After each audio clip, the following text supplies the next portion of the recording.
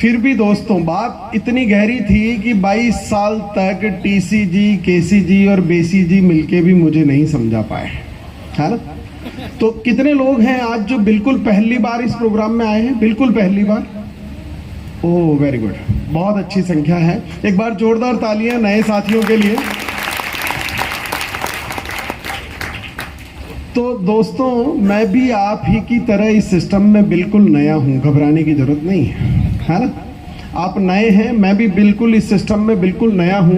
22 साल तक मेरे परिवार से ये गंगा बह रही थी, पर मुझे कुछ समझ नहीं आ रहा था। और उसका कारण था कि मैं पेशे से एक सफल बिजनेसमैन हूं और मुझे ये लगता था कि यार पैसा कमाना ही तो जिंदगी में इम्पोर्टेंट चीज होती है ना।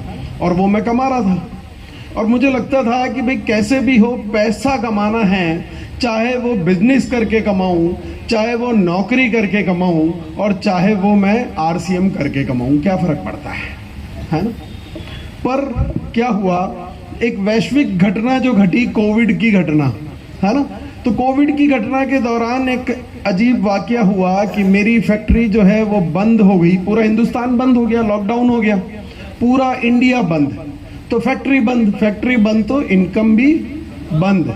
मेरी इनकम बंद हो चुकी थी और आरसीएम के लोगों के हर महीने चेक आता जा रहा था, बढ़ के आ रहा था। सोचने पर मजबूर हो गया, यार मैं कुछ गलत तो नहीं कर रहा हूं, है कहीं तो इस सिस्टम को समझने की जरूरत है कि पूरा हिंदुस्तान बंद पड़ा है फिर भी इनकम आ रही है, बढ़ के आ रही है। तो इस सिस्टम को समझा जाना चाहिए।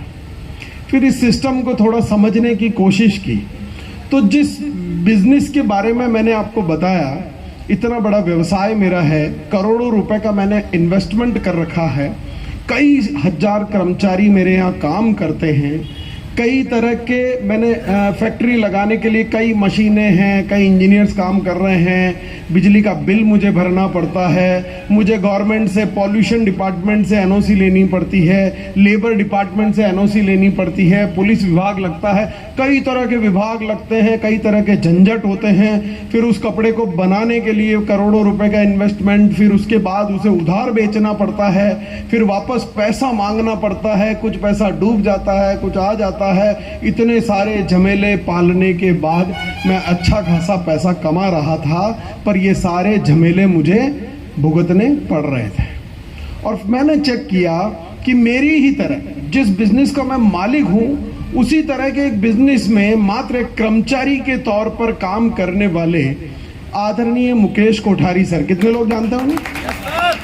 और बिल्कुल मेरी ही तरह जिसका मैं मालिक हूं, ऐसी ही एक फर्म में वो मात्र एक कर्मचारी थे, मुकेश कोठारी सर, प्रहलाद राय सर।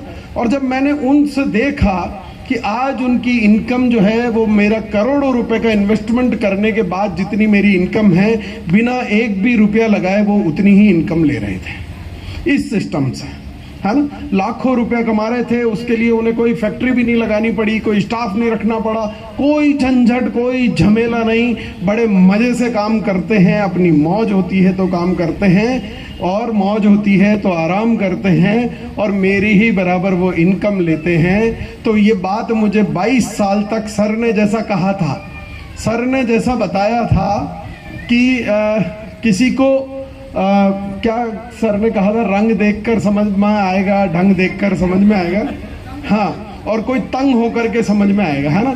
तो मुझे रंग ढंग देख करके समझ में नहीं आया, मुझे तंग होकर के समझ में आया। किसी को बात समझ में आती है और किसी को लात समझ में आती है। मुझे जब वो लात पड़ी तब मुझे समझ में आया कि आज वो तेरे बराबर वाली गाड़ी में घूम रहे हैं, कल को अगर उनके घर में हेलीकॉप्टर आ गया तो भैया फांसी लगानी पड़ेगी, है ना। उतना तंग नहीं होना है। तो आप मेरी बात को आज गौर से समझ लीजिए कि बात समझ लेना, नहीं तो लात बहुत जोर से लगती है भैया।